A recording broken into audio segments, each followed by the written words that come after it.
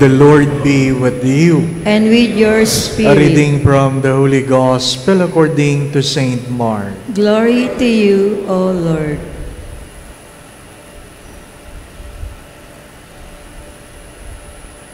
The disciples of John and the Pharisees were accustomed to fast. People came to Jesus and objected, "Why do the disciples of John and the disciples of the Pharisees fast, but your disciples do not fast?"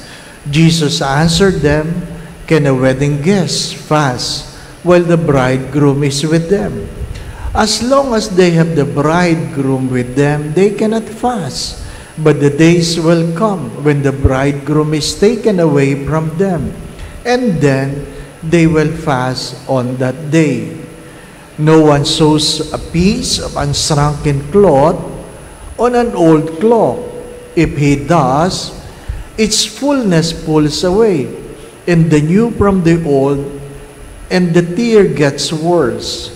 Likewise, no one pours new wine into old wine skins. Otherwise, the wine will burst, and the skins, and both the wine and the skins are ruined. Rather, new wine is poured into fresh wine skins."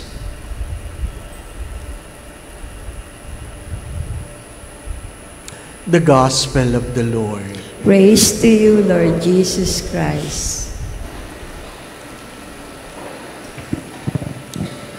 Last year, the same date, January 15, I was installed as the chaplain of Greenbelt.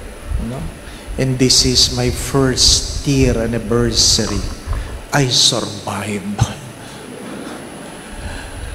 My dear friends, my brothers and sisters, the first reading reminds us that your capacity to lead will always be based on your capacity to obey. Perhaps you will find it difficult to understand unless you are under submission to someone's authority. Yung mga pari, meron kaming vows of celibacy, simplicity, and obedience. Pag wala kang sinusunod, walang problema yon. Pero kapag merong nag-uutos, problema yon. Sapagkat kadalasan, may pinagagawa sa iyo na hindi mo talaga gusto.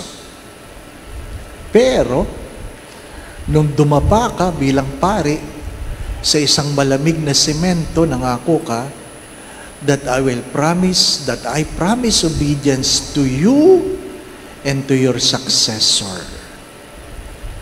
To you and to your successor. Nagbibiruan sila, sabi, "Ngayon ba, Father, naka 1 year ka na sa Greenbelt? Ayaw mo pa rin ba sa Greenbelt?" Ano pa? Sabi ko, hindi ka naman gusto sa Greenbelt. Mas gusto ko lang sa Goretti. Ayun. Ano po? Gusto ko lang ng mas simpleng buhay, tahimik, na kung saan paggising mo, paglabas ng kwarto mo, nandiyan na yung simbahan. Ano po? Pagkamisa, nakalimutan mo, ikaw pala magmimisa, kakatuking ka, Father. Ikaw magmimisa, di ba? Napakadali na maghihilamos ka lang, tapos misa ka na, di pa ba? No? Sa Greenbelt, hindi. Bakit? Walang tirahan dito eh. Ha? Kung hindi nyo alam, nakatira ako sa seminaryo. Ano po? Pag ako magmimisa dito, biyahe pa ako. Ano po? Ang problema dito sa Greenbelt, wala kang kusina. Pag nagutom ka, bayad ka. Di ba ba? Ano? Hindi katulad sa parokya. Pag nagutom ka, mangungusina ka lang. Di ba ba? Ano? Maraming bagay.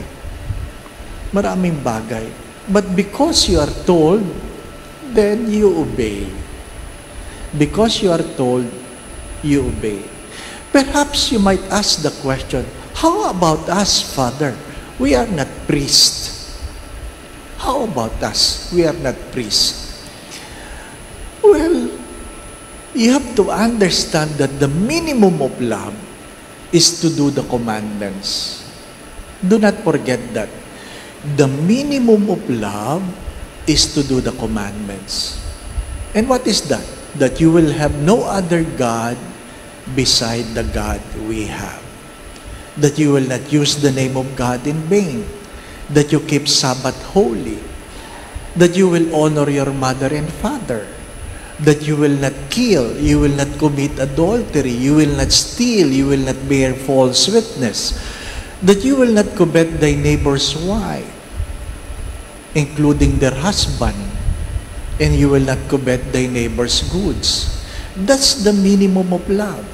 And you ask yourself, have I not failed to obey the law? Why you have to obey the law? Because the first reading says, blessing comes after obedience. Saint Thomas of Aquinas have said this, you can never be wrong in obeying God.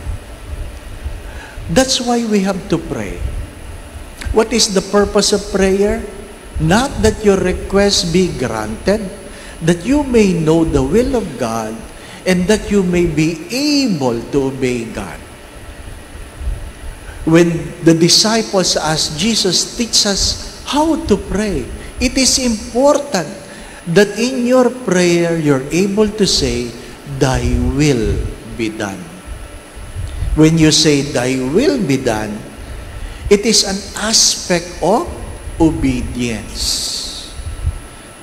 Thy will be done. Every time you pray the Lord's Prayer, and then every time you say, thy will be done, you ask the question, what was the will? What was the will? If you fail to know the will, then you have failed to obey. Then don't expect to be blessed.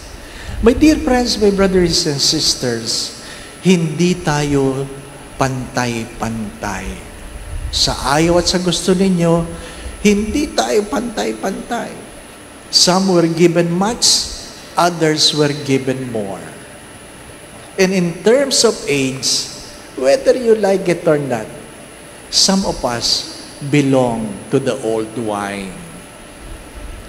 Some of us belong to the old wine skins. I am among the old. Tanggap ko na yun. I am among the old. And one of my reflections is that when you are old, whether you like it or not, when you are old, you will have more goodbyes than hellos. That's a reality.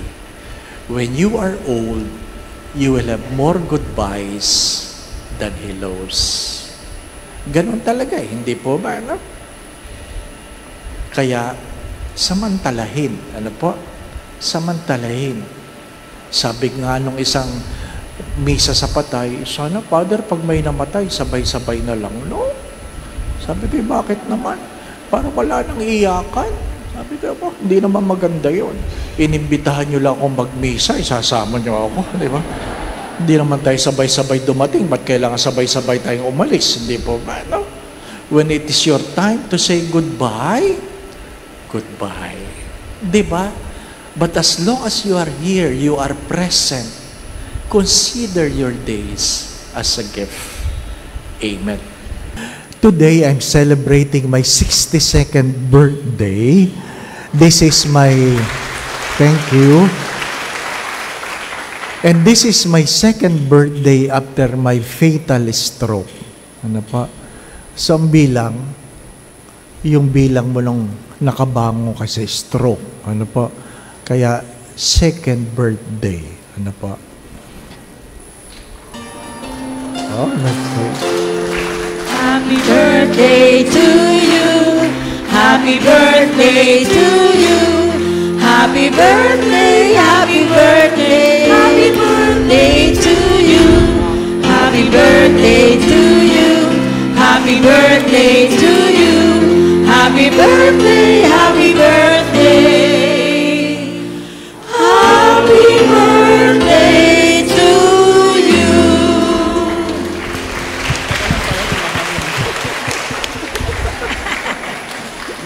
Huwag daw hihipan kasi hindi na pwedeng i-share. Sana sugar-free. You can partake of the cake. You know, every time I celebrate my birthday, I ask the Lord that a gift for me be given to the people I pray for. A gift for me from God will be given to the people I pray for. And I would like to take this time to pray for you. If you are sick, may God grant you healing. Kung may pinagdadaanan man kayong problema o suliranin, na may maramdaman ninyo, nakatuwang kayo ng Diyos, at makaraos kayo sa inyong mga pinagdadaanan. So ask the Lord, and whatever you ask, God will give it to you, because I asked the Lord, it is His gift to me. So, bow your heads and pray for God's blessing. Panginoon, salamat po sa biyaya ng buhay na pinagkaloob mo sa akin. Patuloy na pagpapala, ang pagmamahal na hindi masusukat, ang pagpapatawad na hindi mabibilang, ang pananalig na pinagkaloob mo, dala ng iyong mga pagmamahal. Taon-taon, Panginoon, alam mo, na ang aking hinihingi, kung ano man ang para sa akin, ay pagkaloob mo ang kahilingan ng bayan na aking pinagdadasal. Itinataas ko po ang bawat isa na narito ngayon, maging ang kasama namin sa online. Kilala mo sila, Panginoon. Hindi isang aksidente kaya sila naririto. Tinawag mo sila sapagkat gusto mo sila'y pagpalain. Hipuin mo ang bawat isa, Panginoon. Nawa po, ingatan mo, ilayo mo sila sa lahat ng uri na kapahamakan, patuloy mo silang pagkalaban ng kalakasan, kalusugan, at kung sino man sa kanilang may karamdaman, kahit cancer, sa makapangyarihang pangalan ni Jesus na taga Nazaret, hilumin mo itong iyong anak. Hanguin mo sa kanyang karamdaman. Pagkalooban mo siya ng kagalingan. Nawa po, patuloy mo silang ingatan, ilayo sa lahat ng uri ng kapahamakan, gabayan sa kanilang mga iniisip at ginagawa. Kung meron man silang pinagdadaan ng suliranin, tuwangan mo sila, alisin mo ang kanilang mga pagkatakot at pangamba. Dagdagan mo po ang kailang mga pananalig at pananampalataya sa iyo. Ang mga nagdiriwang ng kailang karawan, anibersaryo ng kailang pag-iisang dibdib, sino mang mayroong kahilingan, Panginoon, nawa po'y may pagkaloob mo bilang regalo mo sa akin. Kung ano man ang makabubuti, makababanal, makasasaya, makaunlad, makasasagana ng buhay ng bawat isa, kayo na po magkaloob. Nawa po sa tulong at panalangin ng mga banal, lalong-lalo po ng mahal na Birhen, gayon din ni San Jose, tapat niyang esposo, at aming patron, Padre Pio ng Petrocina.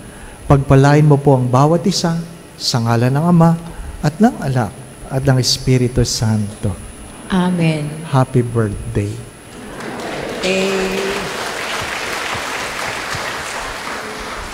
Salamat sa Diyos. Going back to what I've said, if you want to be blessed, don't forget to obey. If you want to be blessed, don't forget to obey. The Lord be with you. And with your spirit. And may Almighty God bless you and your family, the Father, the Son, and the Holy Spirit. Amen. Go now in peace to love and serve the Lord. Thanks be to God.